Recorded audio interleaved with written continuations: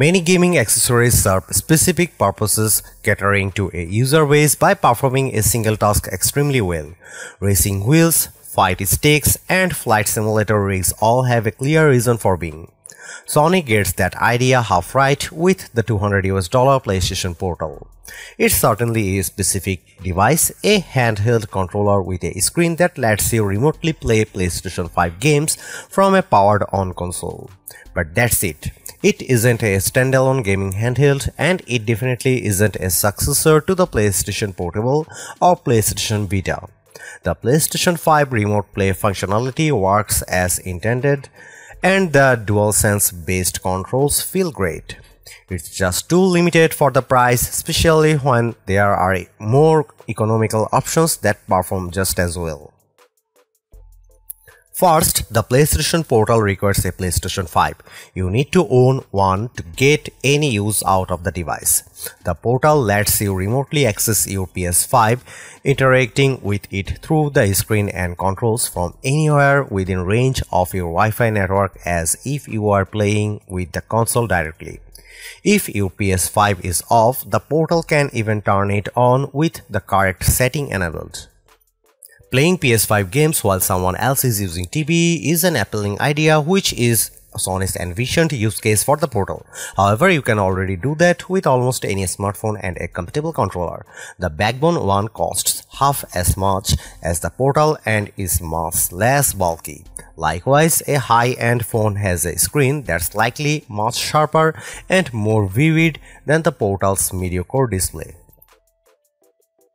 To create the Portal, Sony basically cut a DualSense gamepad in half and put an 8-inch touchscreen between the two parts. The grips and general layout are unmistakably those of the PS5 controller.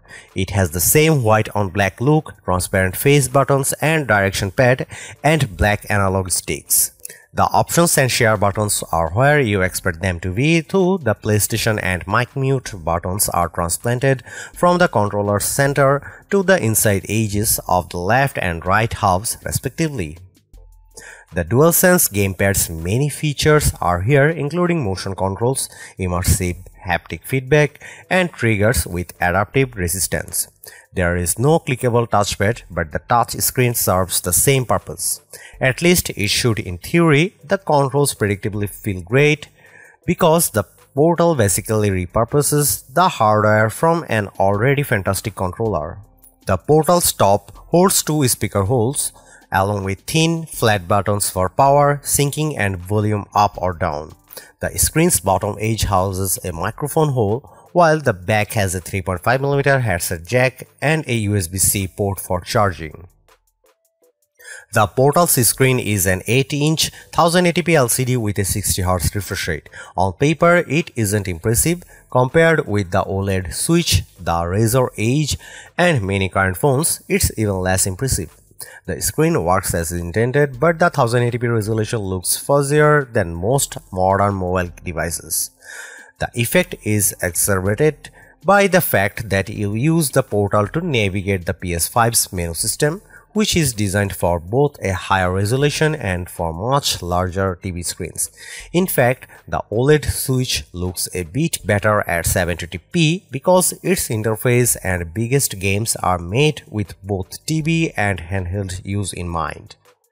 Resolution isn't as big an issue as the fact that the Portal uses a pretty basic LCD.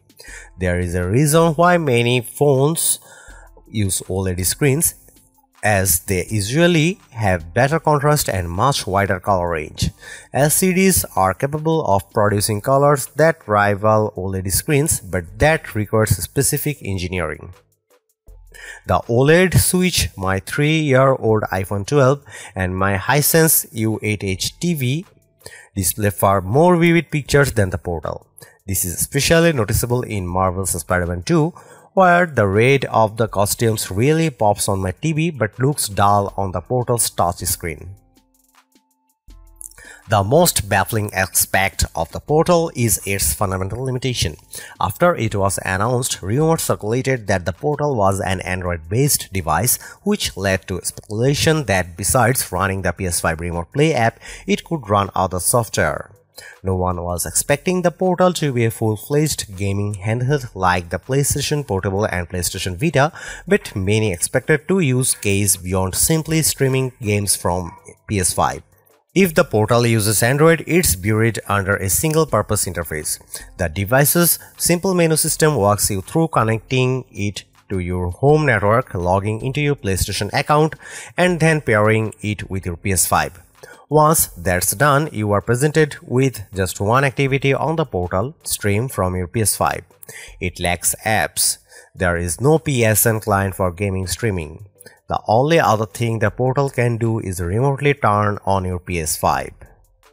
This is something any relatively recent Android phone or iPhone can do, and do quite well with a clip-on controller like Blackbone 1. The Remote Play app is also available on Windows and Mac, and PCs can also use PSN Cloud Gaming. Besides Remote Play, the settings menu is the only other accessible area. It is obviously required in case you need to adjust network settings or update the Portal's firmware. However, the menu has one confusing aspect: airplane mode. Considering the Portal serves only as a terminal for another networked device and can't run any software on its own, it's unclear why this option exists. Seriously, I turned the airplane mode on as a test and it effectively rendered the Portal inoperable.